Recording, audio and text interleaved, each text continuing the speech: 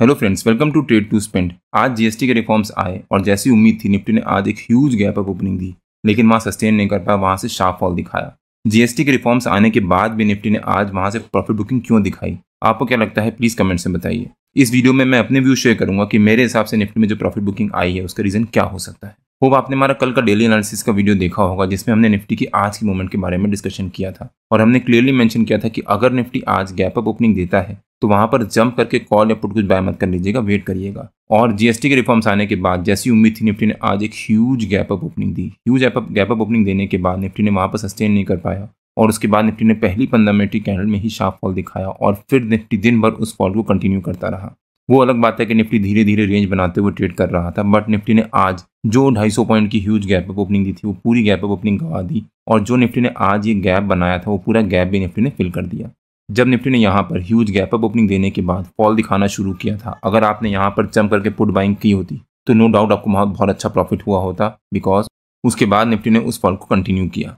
But हम as a process वहाँ पर वेट करते हैं और जब कोई एक रेंज बनती है और उस रेंज का ब्रेकआउट या ब्रेकडाउन होता है तब हम उस डायरेक्शन में बाइंग या सेलिंग करते हैं। निफ्टी ने आज जब यहाँ पर फॉल दिखाया उसके बाद निफ्टी पहली 15 मिनट की कैंडल के लो के अराउंड एक रेंज बनाना शुरू कर दिया। जब निफ्टी ने यहाँ पर पहली 15 मिनट की कैंडल के लो को ब्रेकडाउन दिया उसके बाद यहाँ पर जब निफ्टी ने कंफर्मेशन दिया, मतलब करीब 10 बजे वाली कैंडल में जब निफ्टी ने कंफर्मेशन दिया, तब मैंने अपने प्रीमियम मेंबर्स को शेयर किया था कि मैं 24,800 का अगले हफ्ते की एक्सपायरी का 16 सितंबर की एक्सपायरी का पुट बाइंग कर रहा हूँ 151 रुपीज़ पे। लेकिन उसके बाद निफ्टी ने यहाँ पर रेंज बनाना शुरू कर दिया तो वहाँ पर हमारी बाइंग ट्रिगर नहीं हुई। लेकिन जब यहाँ पर निफ्टी रेंज बना रहा था तब 11:30 बजे के आसपास मैंने अपने प्रीमियम मेंबर्स को शेयर किया था कि मैं 151 की जगह 141 पे बाइंग कर रहा हूँ। और जब यहाँ पर हमारी बाइंग ट्रिगर हुई तब 141 से वो फॉल दिखाते हुए, मतलब जब निफ्टी ने फॉल दिखाया तो 141 से 181 रुपीज़ तक गया और वहाँ पर हमारे को करीब 40 पॉइंट का बहुत अच्छा प्रॉफिट हुआ। आप यहाँ पे चेक भी कर सकते हैं और उसके बारे में मैंने अपने प्रीमियम मेंबर्स को एडवांस में अपडेट भी किया था कि मैं क्या बाइंग करने जा रहा हूँ। जब मैंने लेवल्स चेंज किए तब भी मैंने अपने प्रीमियम मेंबर्स को अपडेट किया था कि अब मैं यहाँ पर इस लेवल पर बाइंग करने जा रहा हूँ। हम चाहते तो जब निफ्टी ने यहाँ पर एक ह्यूज गैप अप ओपनिंग दी थी तब हड़बड़ी में जाकर पुट बाइंग कर लेते, बट उसका कोई कॉन्क्रीट रीज़न नहीं था, बिकॉज जो जीएसटी के रिफॉर्म्स आए थे वो मार्केट के लिए पॉजिटिव थे और मार्केट ने उसको पॉजिटिव लिया भी। लेकिन वहाँ से फिर शार्प प्रॉफिट बुकिंग आई और हमने अपने कल के डेली एनालिसिस के वीडियो में निफ्टी के आज के मूवमेंट के बारे में डिस्कस भी किया था। अगर आपने हमारा कल का डेली एनालिसिस का वो वीडियो नहीं देखा है तो उसका लिंक मैंने डिस्क्रिप्शन में डाल दिया है और आपको ऊपर यहाँ पर आई बटन में मिल जाएगा। एक बार आप वो वीडियो जाकर जरूर देखिएगा। जीएसटी के पॉजिटिव रिफॉर्म्स आने के बाद भी निफ्टी ने आज यहाँ से एक शार्प प्रॉफिट बुकिंग क्यों दिखाई? होप अभी तक आपने कमेंट में मेंशन कर दिया होगा कि आपके रीजंस क्या थे। अब अगर निफ्टी के डेली चार्ट पे आ जाते हैं एक बार, ये निफ्टी का डेली चार्ट है और आज जो निफ्टी ने एक ह्यूज गैप अप ओपनिंग दी थी उसके बाद जब निफ्टी ने फॉल दिखाना शुरू किया था और फॉल दिखाया है, फिर भी निफ्टी ने अपने कल के क्लोजिंग के ऊपर जाकर क्लोजिंग दी है, जो कि निफ्टी के लिए पॉजिटिव होता है। लेकिन निफ्टी ने अपने 50 EMA को लेवल को ब्रेक किया है और उसके नीचे क्लोजिंग दी है।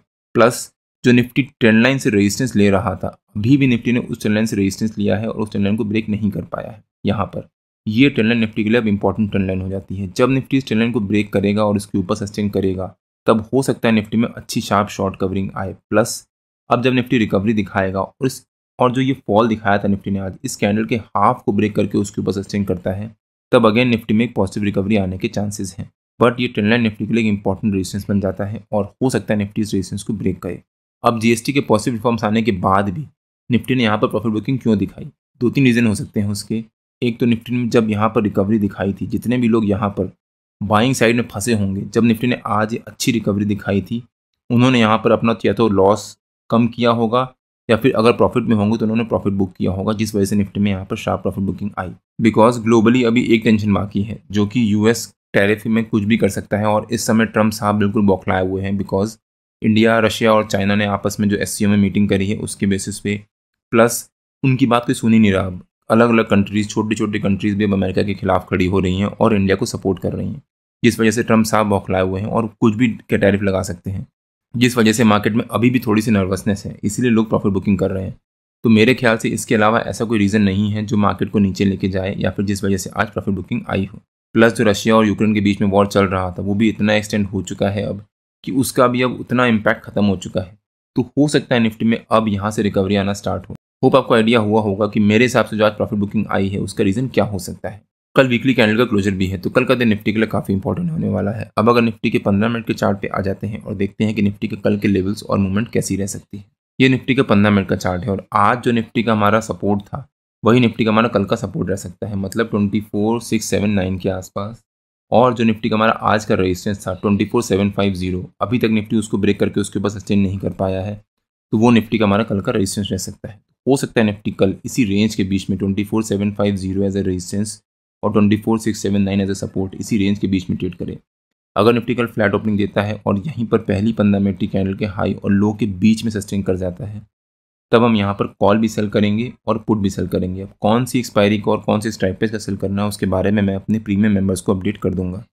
और हो सकता है फिर निफ्टी यहाँ पर साइडवेज जाए और उसके बाद जब निफ्टी इस रेंज का ब्रेकआउट देगा तब हम कॉल से एग्जिट हो जाएंगे और पुट को थोड़ी देर होल्ड करेंगे, और अगर ब्रेकडाउन देगा तो हम पुट से एग्जिट हो जाएंगे और कॉल को थोड़ी देर होल्ड करेंगे। अब निफ्टी थोड़ा सा कंफ्यूज रह सकता है कि ऊपर जाए या नीचे जाए, बिकॉज जो भी जीएसटी का आना था आउटकम वो आ चुका है। अब सिर्फ एक टेंशन बची है विच इज़ यूएस का टैरिफ, वो भी धीरे धीरे रिजॉल्व हो जाएगी या फिर उसका भी असर धीरे धीरे खत्म हो जाएगा और मार्केट अपनी नॉर्मल जर्नी को स्टार्ट कर सकती है। तो हो सकता है कल मार्केट में थोड़ा सा कन्फ्यूजन रहे ऊपर की तरफ और नीचे की तरफ, और उसके बाद मंडे से या फिर ट्यूसडे ऑनवर्ड्स मार्केट में वापस रिकवरी आना स्टार्ट हो या फिर मार्केट अपनी नॉर्मल चाल चलना शुरू करे। बट जो निफ्टी ने आज ही फॉल दिखाया था, अगर निफ्टी कल उस फॉल को कंटिन्यू करता है और हमारे सपोर्ट के पास या उसके नीचे गैप डाउन ओपनिंग दे देता है, तो यहाँ पर वेट करिएगा। अगर निफ्टी गैप डाउन ओपनिंग देगा तो हो सकता है निफ्टी यहाँ से रिकवरी ले ले और वापस हमारी इसी रेंज के बीच में आ जाए, बिकॉज जितने भी लोग यहाँ पर ओवरनाइट पुट बाइंग करके गए होंगे उनको यहाँ पर प्रॉफिट हो रहा होगा, प्लस जितने भी लोग कॉल सेल करके बैठे होंगे उनको भी यहाँ पर प्रॉफिट हो रहा होगा, तो अपना प्रॉफिट बुक करेंगे, जिस वजह से निफ्टी में रिकवरी आ सकती है। लेकिन अगर निफ्टी ने गैप डाउन ओपनिंग दी और यहाँ पर सस्टेन कर गया और उसके बाद सेकंड 15 मिनट की कैंडल में पहली 15 मिनट की कैंडल के लो को ब्रेक किया और उसके नीचे सस्टेन किया, तब जितने भी लोग यहाँ पर पुट सेल करके गए होंगे कि जो ये फॉल आया है वो एक फेक फॉल है बिकॉज जीएसटी के रिफॉर्म्स पॉजिटिव आए थे, उनको यहाँ पर लॉस होना शुरू होगा। वो थोड़ी देर तो अपनी पोजीशन को होल्ड करेंगे लेकिन उसके बाद वहाँ पर अपनी प्रॉफिट बुकिंग करेंगे, जिस वजह से निफ्टी में यहाँ पर शार्प प्रॉफिट बुकिंग आ सकती है और हो सकता है फिर निफ्टी में शार्प फॉल आए।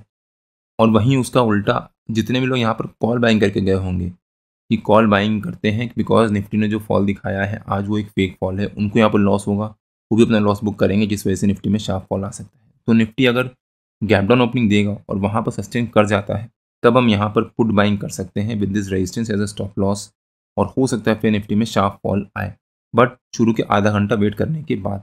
वहीं अगर निफ्टी ने जो आज फॉल दिखाया था, अगर निफ्टी उसको इग्नोर करते हुए कल वापस एक अच्छी गैप अप ओपनिंग देता है, तब यहाँ पर वेट करिएगा निफ्टी को सस्टेन करने का।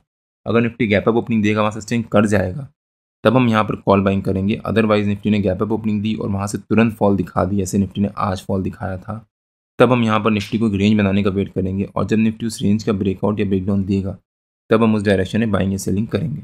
निफ्टी के जो भी लेवल्स होते हैं वो रेगुलर बेसिस पे मैं अपने फ्री टेलीग्राम चैनल में पोस्ट करता रहता हूँ। अगर आपने मेरा फ्री टेलीग्राम चैनल ज्वाइन नहीं किया है तो उसका लिंक मैंने डिस्क्रिप्शन में डाल दिया है। अगर आपको वीडियो अच्छा लगा हो तो please like share and subscribe और बेल आइकन जरूर हिट कर लीजिएगा, सो दैट मैं जब भी अपना अगला वीडियो पोस्ट करूँ आपको नोटिफिकेशन आ जाए। कल मार्केट में मिलते हैं, टिल देन जय श्री राम एंड जय हिंद।